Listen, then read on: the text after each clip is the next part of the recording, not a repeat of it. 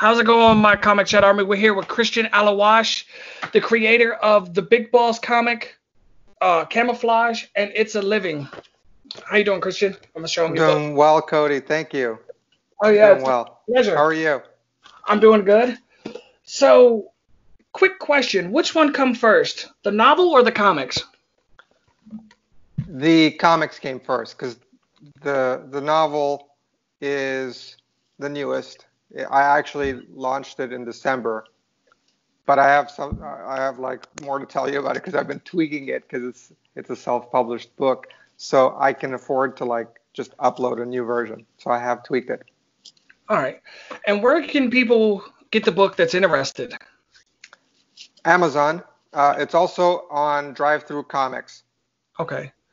And what it says as seen on Instagram, the Big Boss, did you publish this through Instagram? Can you tell us about that? Yes.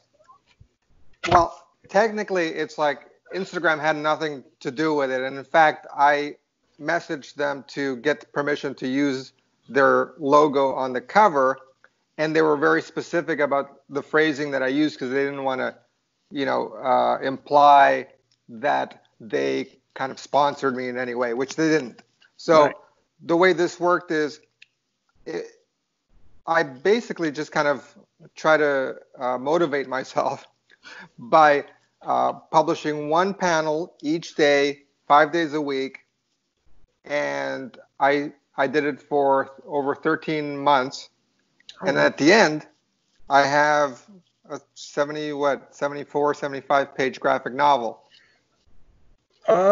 72. So, yeah, okay.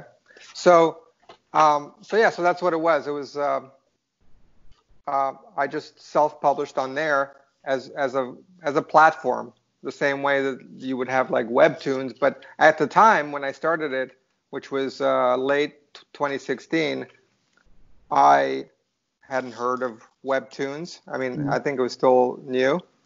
And this way I could just do it on my own schedule, which was a schedule I preconceived that I could handle. All right. And Camouflage, tell us about that one. Well, Camouflage is pretty much like commissioned work, but it's still collaborative because I have kind of a profit sharing a deal with it. So basically, Doug Stevenson, he's the writer of it, and the creator and the owner of the property, and I'm brought on as artist and art director basically. Okay. So I function as a freelancer on the project, and I penciled, inked. I worked with a colorist, so I outsourced the coloring to Edgar Ars, and he's phenomenal. Sometimes there's things that I have to tweak on the coloring, so I handle that. I do the layout, I do the lettering, and I advise and sometimes set up like the printing and distribution. All right. Wow. And I know the Big Boss is part 2. What was part 1 of the book? Oh, excuse me. Part 1 was Big Boss Gun for Hire, which was a traditionally published 5-issue miniseries that was compiled into Big Boss Gun for Hire, that's a 120 page graphic novel, has a short story at the end as well. So that's also on Amazon and DriveThruComics. Yeah. All right. I'll put the links down in the description if anybody wants to pick up one of these books, because we're about to review the Big Boss comic. Yeah, I'm excited. Yeah, thank you. Thank you for sending them. So tell us about your novel, It's a Living. Well, it's a nonfiction, and it's kind of like a self-help for freelancers, artists, writers, filmmakers, designers that are curious about or are pursuing a full-time living as a professional artist. Okay. But there's also other kind of artistic elements in it that I love about it, and I wrote it in a specific way, so I hope it's enjoyable in a creative way because I studied creative writing in university, and so I composed the book in a way that has a lot of like fun life anecdotes that I've accumulated that are mostly related to freelancing, but there are things about the artist lifestyle because the way I look at it is like I'm a freelancer and I'm an artist. I actually see myself as an artist, and I'm living a life that's like kind of like Da Vinci, or that's the way I see myself. Like sometimes I'm scribbling, sometimes like I'm putting together finished works. I'm dealing with a variety of different clients and situations that some are good, some are bad, and then I'm pursuing intellectual pursuits, and I'm constantly like accomplishing one thing and moving on to something else that I'm trying to kind of figure out for myself, and sometimes like figure out in myself in terms of like I feel like other people might go through it, like certain questions about just life in general, because I feel like to be an artist is to just like analyze a life and be in love with it, but like also just like in awe with it, and a documentarian in some form or other. So it's about that. So it's like the freelancing kind of supports my artistic life, and that's the way I kind of frame the book. All right, yeah, we're definitely gonna work through and review it also. What kind of advice would you give to new artists out there?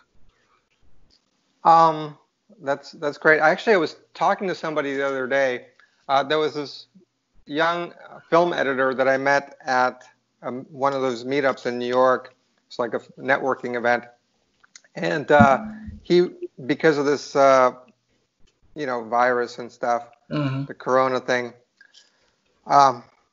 he was a student, and he moved back to New Jersey, and he's like now with his parents, and he's been kind of interviewing multiple professionals to figure out like what should he do, like because he figures like maybe New York is kind of too expensive for him, and it's like kind of in a weird time frame right now, and he's like wondering if he should like move to a smaller town like a Pittsburgh or something, like some manageable town, and what might be available there, like is there enough of a film industry in his, so he's debating all these things, and then he's also feeling kind of like bummed out that he's got to move back with the rents, Yeah. And so I told him, I said, you're like extremely lucky right now. Oh yeah. Yeah, because it's like, as long as you show your parents that you're working, that you're trying, even if you're failing, they see that you're trying, and then you communicate with them, and then you could afford to make some mistakes now earlier in your career. He's like 26, so you can afford to make some mistakes and build towards like a really strong career, because that's like the foundation. And I was lucky in a very similar way, which I illustrate in It's a Living, in that I moved back from college. I landed back in Ottawa, Canada, which is like about 1 million people there, and mostly a government city, so you could count like all the cafes and galleries that you could exhibit your work in, as a fine artist or as a street artist, because I was kind of like more central, but you can count that, and then after you go through that, like what next, So anyway, the point is that whatever situation you're in as an aspiring artist, count yourself lucky, and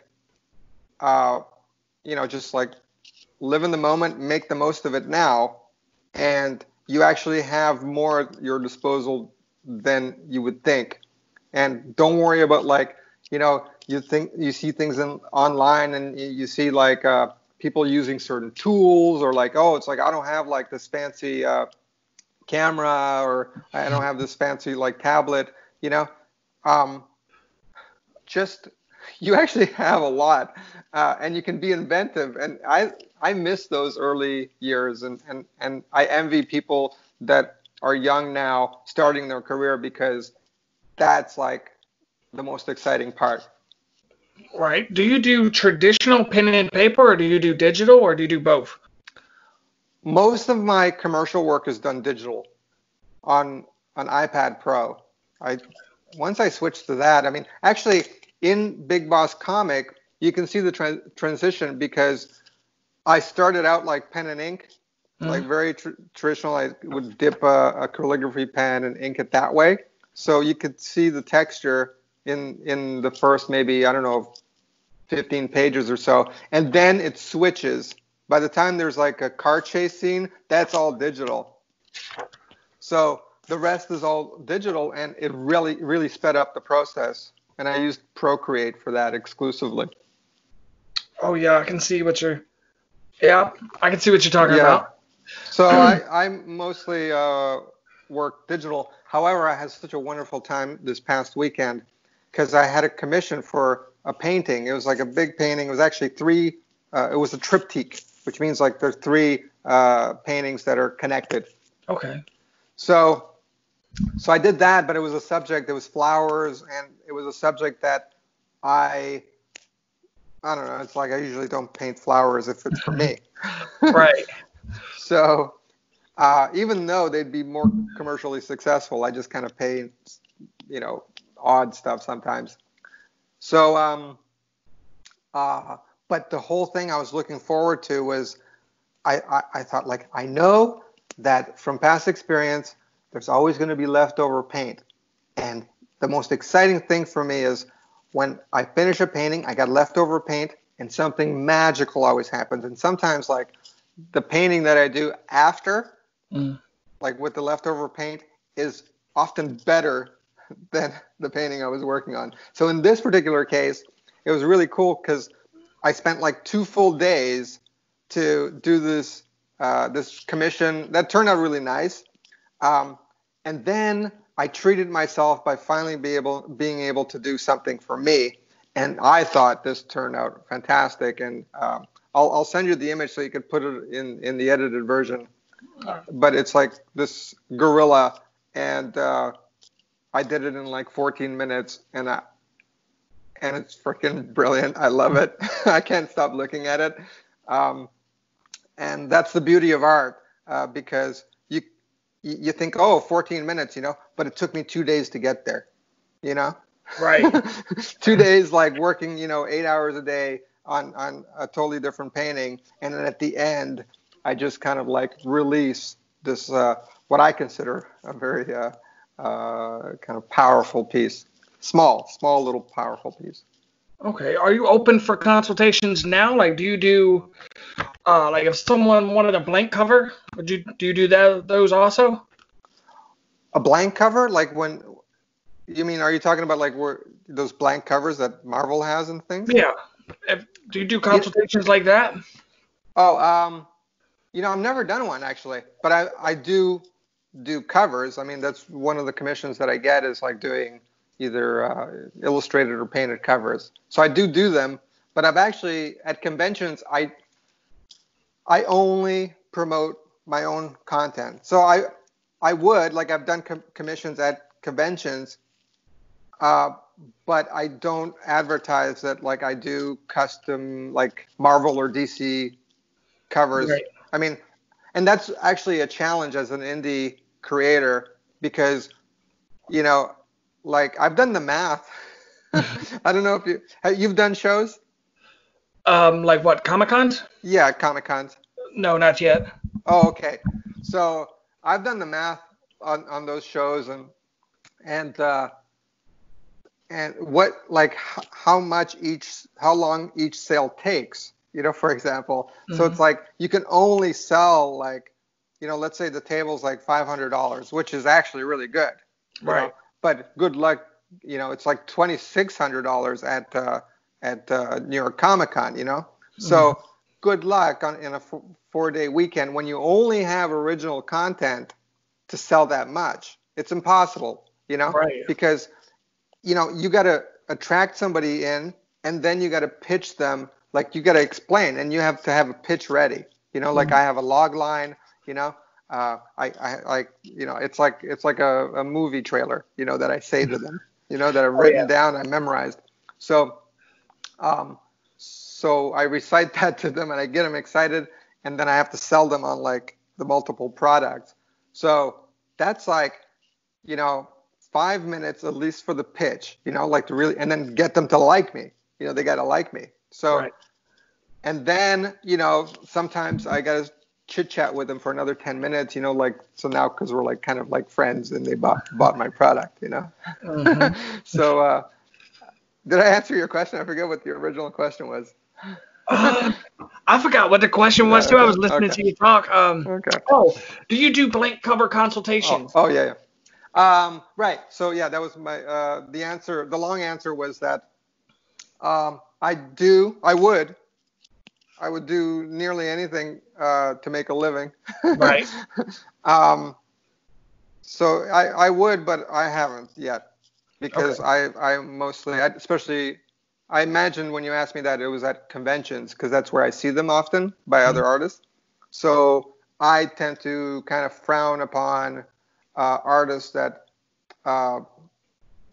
illegally, Plagiarize? plagiarize, licensed characters that are not their own to eke out like a living. I don't know how sustainable that is in the long term if you can't create your own intellectual property. Right. So. All right. Well, what you got coming out in the future? Are you going to expand on? Is Big Boss going to have a part 3? And is Camouflage going further? Yes. So Camouflage, first of all, is already has 3 issues out. So the third one actually hasn't been published online yet, but it's ready. It's been like there's print samples, everything's ready. So there's 3 issues, and there's Doug is writing the 4th, and I already drew the cover for it. It's really amazing. They love it, and so that's going well, and there'll be more of that. We're entering like a Webtoons contest. So I'm currently reformatting it, because Webtoons, if you've read Webtoons, it's like all like more spaced out, and you have to scroll down. So I have to reformat the pages a bit. So kind of it's more like suitable for their audience. Okay. So it'll be on that as well. What else? Oh yeah, and then Big Boss.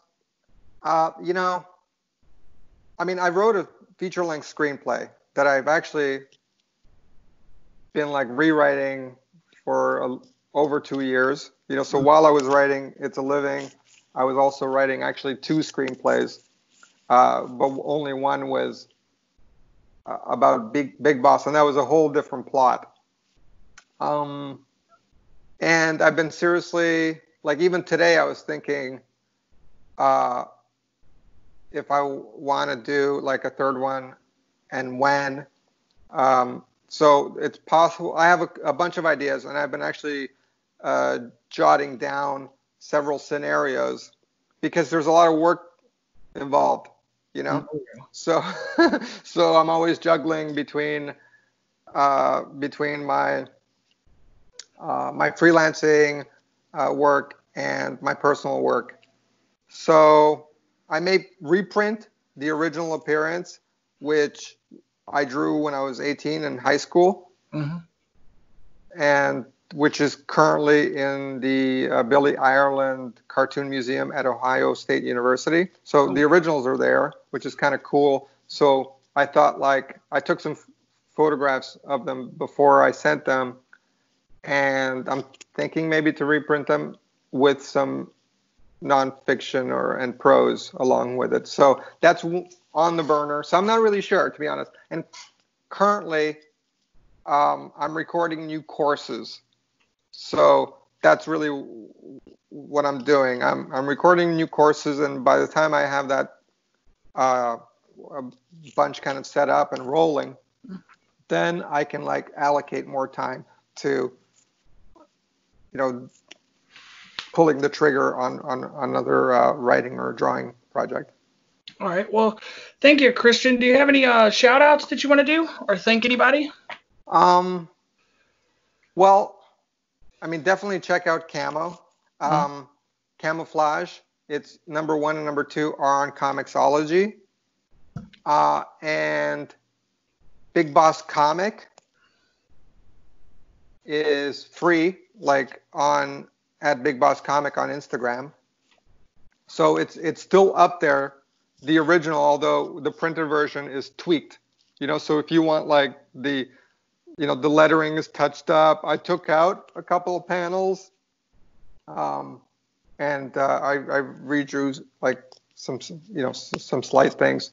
So so that's available, and get the book. It's a living. It's like I think it'll be pleasantly surprise you how authentic it is. I think I did my best to like really create something on the level, and I feel like it's inspiring. If you get through it, it's like there's like kind of, it's deeper than pretty much any other kind of self-help-ish book that I've read. And I've read a lot I kind of, as a business person, I've kind of I digest a lot of nonfiction. All right. Well, thank you, Christian. Oh yeah, Cody, thanks.